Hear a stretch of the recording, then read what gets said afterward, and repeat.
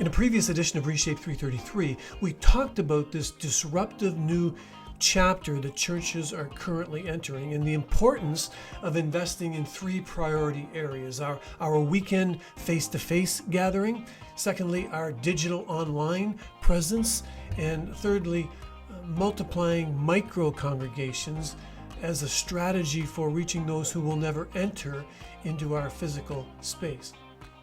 In this reShape 333, I want to create some conversation for you and for your team around priority number one, the weekend face-to-face gathering. And I want you to consider what shifts will need to begin to happen as you adjust that gathering in this new current reality. And I want to do it in the next 333 seconds. So let's get at it. So let's get really practical. The last 18 months has shifted the Sunday worship gathering significantly. The move online changed expectations and habits, and it created a brand new experience for churchgoers. And now, as people begin to make their way back to face-to-face gatherings once again, there are some lessons that need to be learned. We simply can't go back to what we were doing.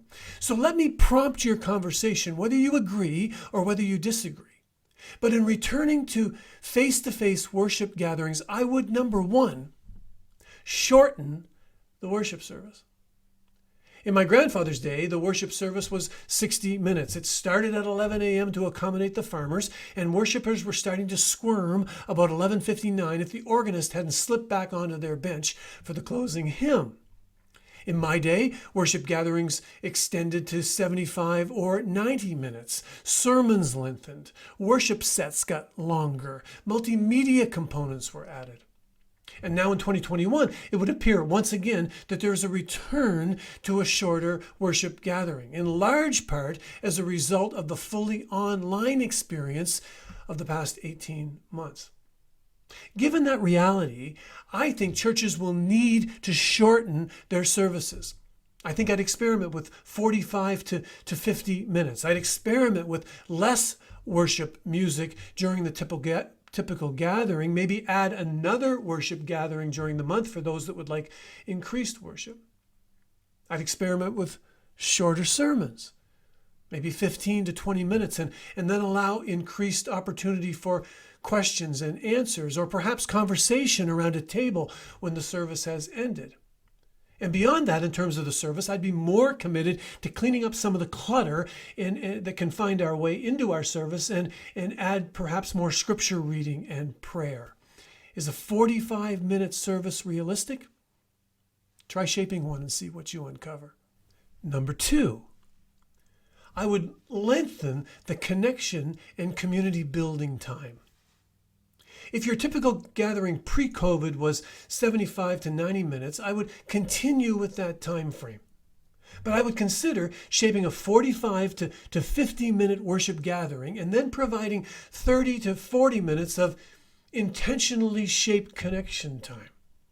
And I would try to make the entire time as unified as possible so that one flows seamlessly into the next and it doesn't feel like two separate chunks where one ends before the next one begins. The last 18 months reminded us of the deep desire for connection and community and for friendship. Very honestly, that's what I miss the most. It wasn't the sermon.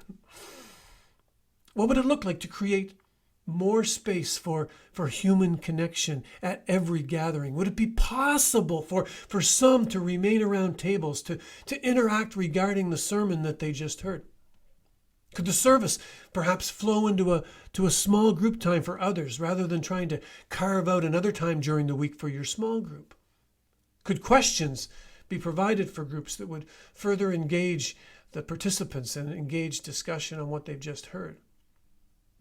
Additionally, perhaps part of your facility could be renovated into an attractive and engaging environment where people could simply gather for conversation and coffee. Perhaps if the service was shortened and children were still involved in their children's program, they might be less likely to leave and stick around for a time of connection and community and coffee.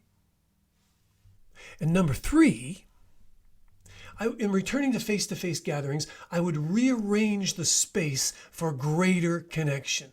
I just touched on that. Is it possible to reconfigure your auditorium, to reconfigure part of your space for tables and chairs and circles rather than only rows? If some people were around tables, would that create a deeper sense of community and feel less like a performance venue focused on the stage? Would that type of gathering around tables provide for an environment where some might choose to remain and enter into conversation regarding the sermon when the service is over? Or simply, perhaps they would remain for conversation. Could it begin to reshape the DNA of your church culture? What would be required and what would it look like for you to reconfigure your space, both in your auditorium and in other parts of your facility, so that the environment communicates a commitment to community and relationship rather than stage performance and receiving content? What I want you to do is use these few ideas, add some of your own, and then have some energetic discussion where you kind of reimagine what your weekend worship gathering could look like. And here's a few questions that can help you.